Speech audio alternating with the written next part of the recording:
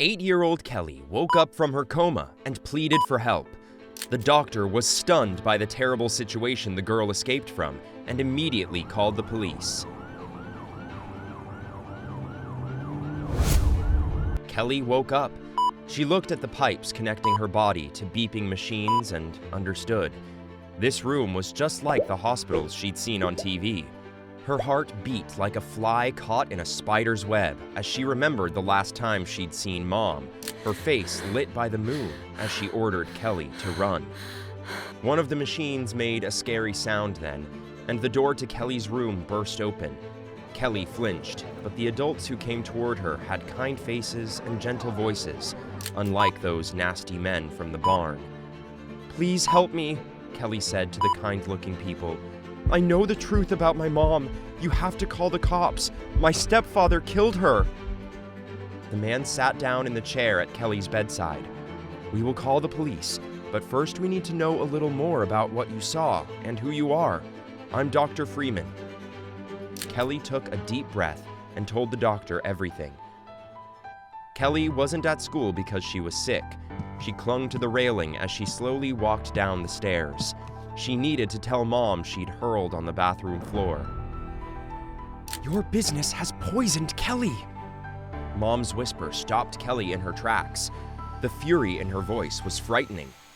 "Jerry, the doctor specifically said that contaminated water might be the cause. Apparently he's seen a lot of kids and elderly people with exactly the same symptoms," Mom continued. Kelly frowned. Jerry was her stepfather. He worked many different jobs, which he sometimes mentioned at dinner, but she'd never heard him discuss poison. Sometimes he spoke about chemicals. Maybe they were poisonous. "No, it can't wait. How can you say that? The whole town is feeling the effect of your business. If you don't stop it immediately, then I'll have to do it." Mom's footsteps were getting closer. Kelly dashed back upstairs and hid in her room while she listened to Mom walk up and enter her and Jerry's room. Kelly heard drawers open and close. She tiptoed down the hall and watched from the doorway as Mom packed some things into a backpack. "Is everything okay, Mom?" Mom gasped and pressed a hand to her chest. "You gave me a fright, sweet pea." "Yeah, everything is okay." Mom smiled at Kelly. "I just have some errands I need to take care of. I'm sorry I have to leave you when you aren't feeling well, but this is very important." Kelly watched anxiously as Mom shouldered her backpack.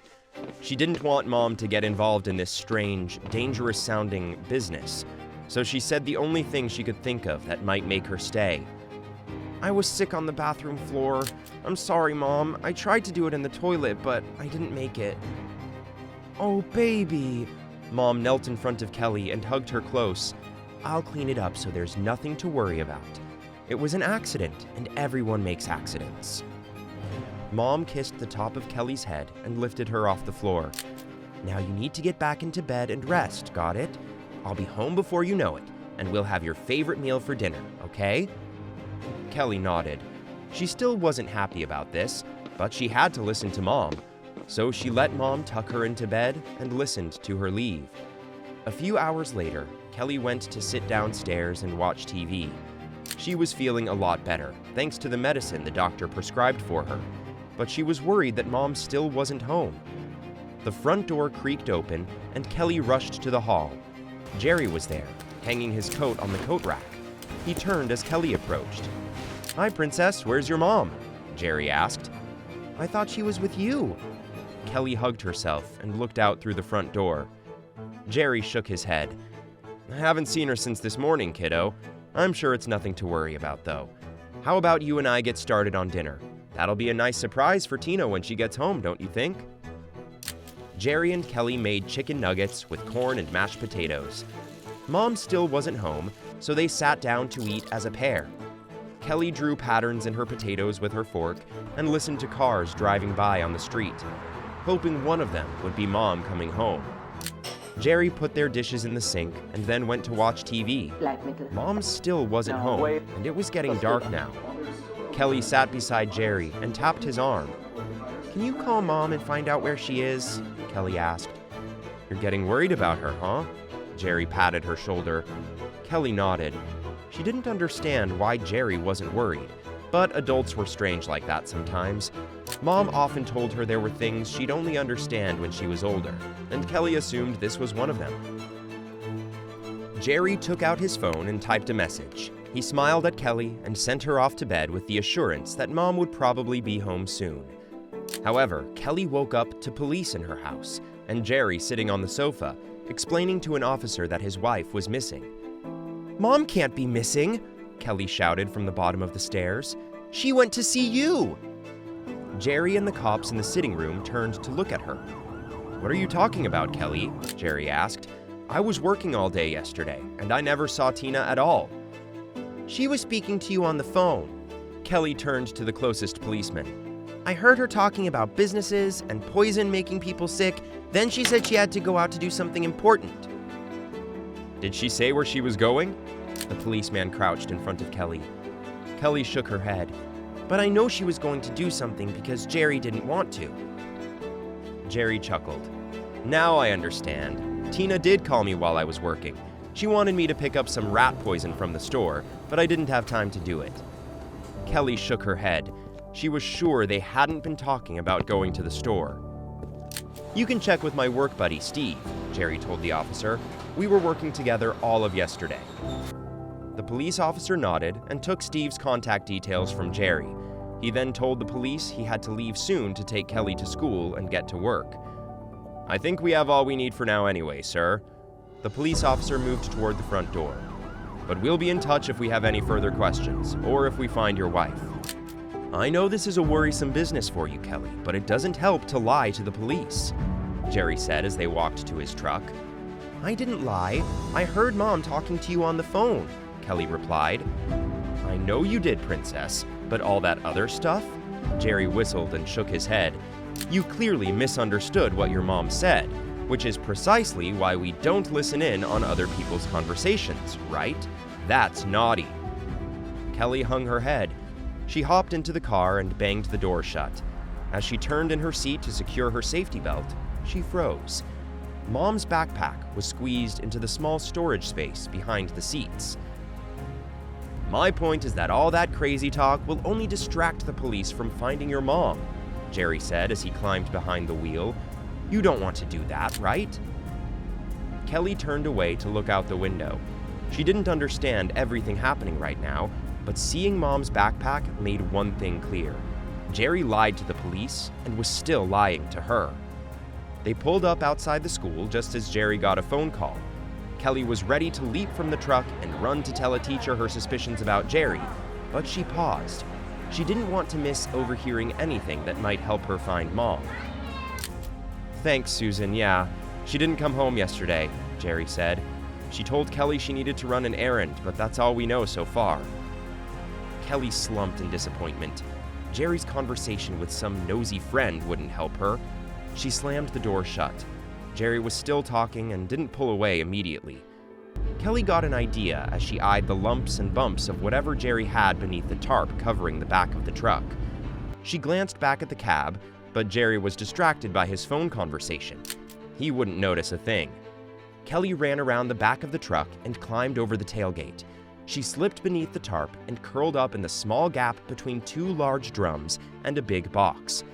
The truck pulled away, and Kelly put a hand over her mouth to contain a squeal. Jerry was the key to finding out what happened to Mom. Kelly was almost asleep when the truck stopped and the engine died. She heard the car door open, footsteps crunching on gravel, and then silence. Birds sang and the wind blew, but there were no car sounds or voices nearby.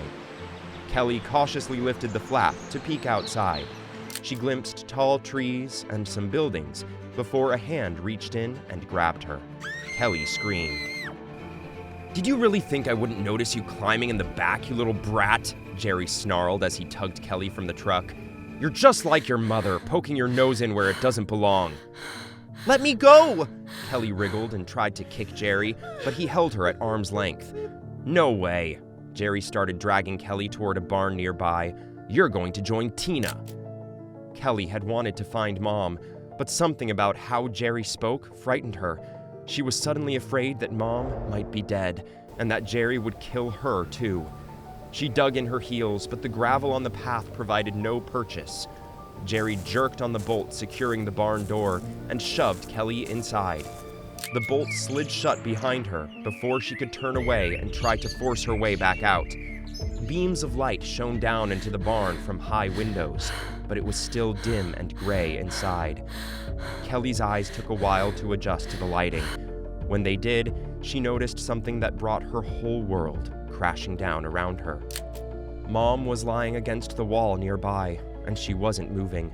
Her head hung to one side, and her hair had fallen in her face. "Mommy?" Kelly whispered as she sprinted to her mom's side. "Please wake up, Mommy!" "Kelly!" Mom blinked in surprise and stifled a yawn as she sat up.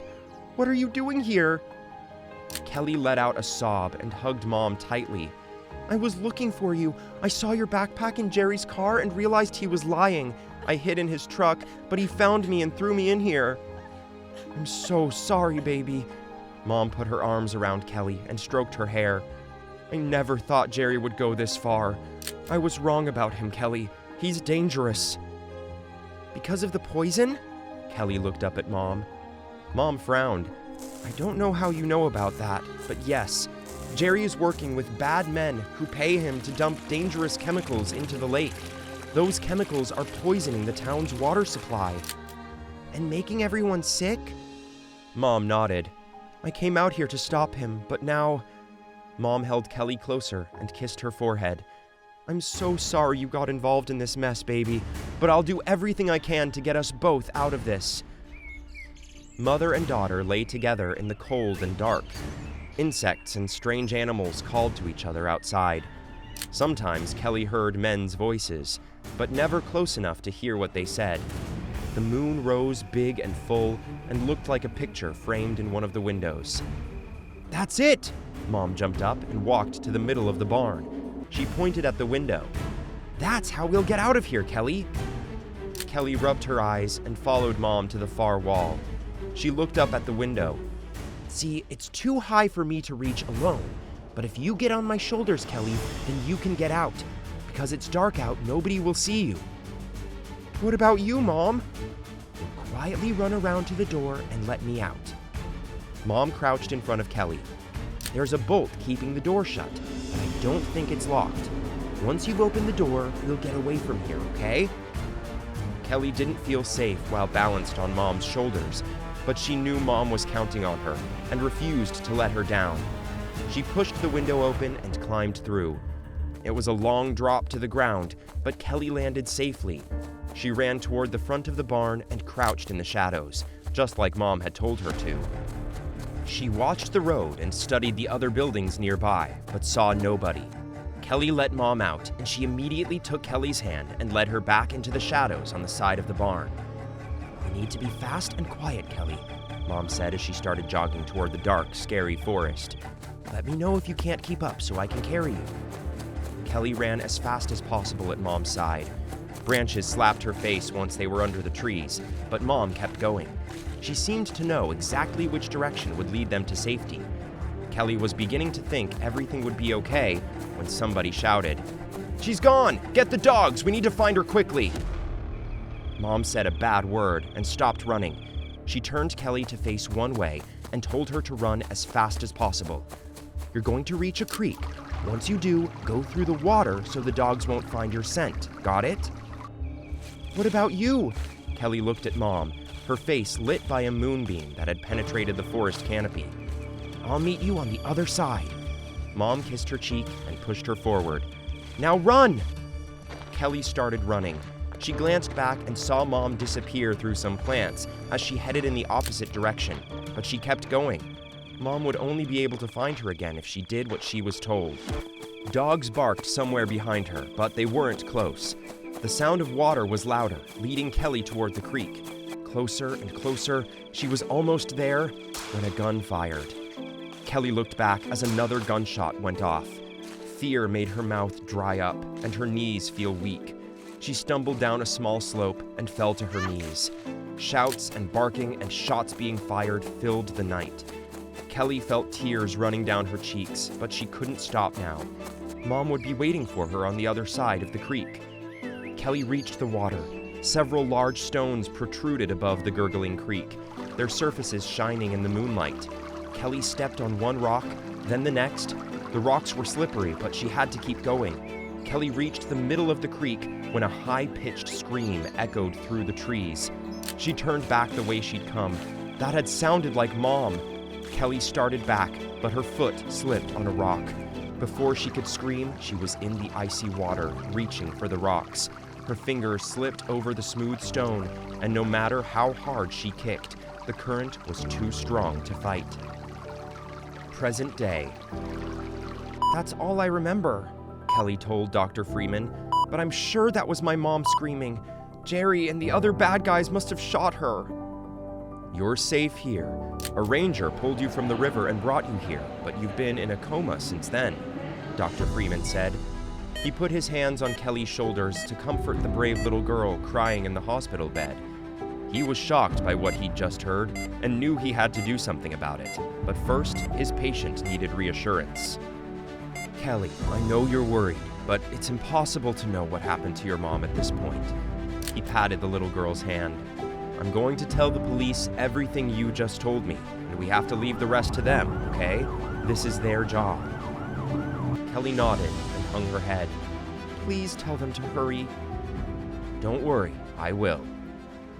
Dr. Freeman left the room and went straight to his office. He called the police and repeated everything Kelly had just told him. "We'll send some officers out to search for this girl's mother immediately," the police officer promised. The next day, Dr. Freeman pushed a patient in a wheelchair out of the elevator and into one of the wards. The woman glanced left and right, peering into all the doors they passed in the corridor. "I hope you know you're a hero," Dr. Freeman said. "Now we know what's been making so many of the kids in town sick. We should be able to treat them." "I just did what needed to be done," the woman replied. "Still, it takes courage to do that, especially since the man responsible." The woman tipped her head back then and stared at Dr. Freeman as though daring him to say more. He cleared his throat and walked a little faster instead. "Here we are." He stopped outside a private room and locked the wheelchair's brakes. "She's just inside." The woman rose and walked to the door with a noticeable limp. Dr. Freeman hurried to get the door for her. "Kelly, you have a visitor," he said when he opened the door. The little girl lifted her head from the pillow. Her face lit up when she saw her visitor limp into the room. "Mommy!" Kelly started pulling back the bedclothes. "I thought they killed you." "You stay right there, sweet pea," the woman smiled. "I'm coming to you, and as you can see, I'm very much alive. Just a little hurt. One of the bullets grazed my leg, but the doctor says it will heal well." Dr. Freeman looked on as the woman limped to the bed and sat down on the edge. Kelly immediately threw her arms around her and buried her head in the woman's chest. She smiled as she looked down at her daughter and returned her embrace. "You saved me, Kelly," the woman said to her daughter. "Jerry and his no-good buddies were planning to cover up their activities and leave, but thanks to you, the police found them first. They arrested all of them and brought me here to get treatment."